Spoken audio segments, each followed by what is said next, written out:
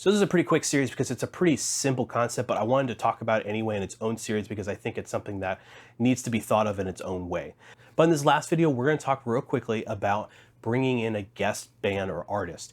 I know a lot of churches tend to have guest speakers come in, but sometimes guest artists come along with them too. Or maybe you're a church that brings in artists to play for like worship nights or whatever, which is awesome. So if you're the lead tech at your church and you're in charge of sound, what I recommend whenever you have someone tell you, hey, we've got a guest artist coming in, you need to be ready for them. They're going to be relying on you for everything when it comes to sound.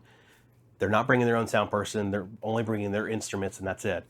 This is what I recommend you do. So the first thing you should do is get on the phone with whoever the band manager is or the most knowledgeable person from that team who can tell you everything you need to know about what they're bringing, what they're expecting to be there, and what they would like to have and what they would need for them to be successful. Because our job is to make them be as successful as possible at what they're trying to do in our venue.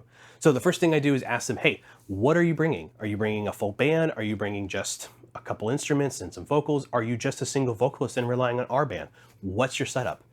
Then I'll go as far as asking, okay, can you give me a channel count? And I'll even send them a patch list. That patch list that I created, I'll share them with them. Hey, this is what we currently have available. Does this work for you? Can you patch into this or do you need some changes made? Ask them these questions. Get as detailed as you can because the more detail you have, the better understanding you have of what they need to accommodate them. Now, some bands or artists may actually have this already and may send it to you, and that's usually called a tech writer.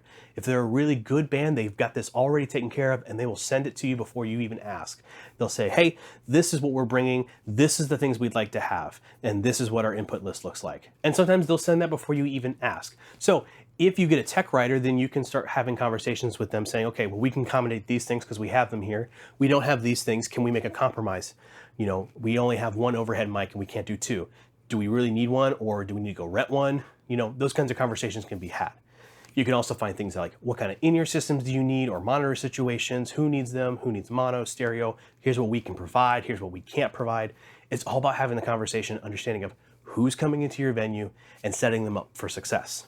So now that you've got your list of everything that you need to know from the band or the artist, now it's time to start getting things set up. Now, I usually like to take a day or two before the event and start setting things up in advance. So as much as I can do ahead of time, I do. If I need to set up my drums in a different way, I will. If I need to run mic lines for certain things that don't normally exist on my stage, I run those. I get everything into a place that makes sense. And I'll usually always talk to the band too as much as I can and say, hey, do you have a preferred placement of everything on your stage so we can accommodate that. That way I can have those drops in the place that they need to be.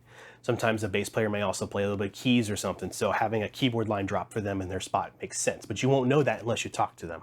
So once that's all done, we get to the day when they arrive. Greet them, talk to them, become their friends. You know, don't be overly creepy about it. Just be like professional about it. Be like, hey, how's your day? How's it going? What can I do to serve you? What can I do to help you out? What do you need? What don't you have? Let me help you out, because your job is to serve them and to help them get into that space, set up successfully, and then create a space that they can just do what they need to do. As someone who also plays, I understand walking into a venue and the sound guy is just having a hard day because things just aren't working right on the soundboard because they didn't take the time to test things out in advance, or maybe they have problems going on and they're just trying to figure out where everything is because it's all new and all different and they set it up last minute. Don't be that guy. Try your best to get ahead of everything. Again, having those conversations with the band is going to help you with that. Having things set up ahead of time and testing it, making sure that it's working and it's going where it needs to go on your board. Have all that taken care of before the band even steps foot in the venue. That way, when they get there, it's just plug it in, turn it on, and start sound checking. So that way they can get to focusing on what their job is, which their job will be to lead worship or to play their music. And your job is to make them sound good through your system to the best of your ability. So if you have a band coming in, work with them in advance, find out what they need, and if you don't have it, see what you can do with them. Either find compromises, or if you need to go rent gear, if you have that opportunity, go rent gear. If you don't have it, talk to them, let them know, hey, we just can't accommodate that. What can we do? Have the conversation with them. Set up everything ahead of time so that way you can test it and make sure it's working. And then when they get there, be as ready to go for them, be there to serve with a loving heart, and be excited for them when things sound really good. Because it's going to sound good if you've done all these things.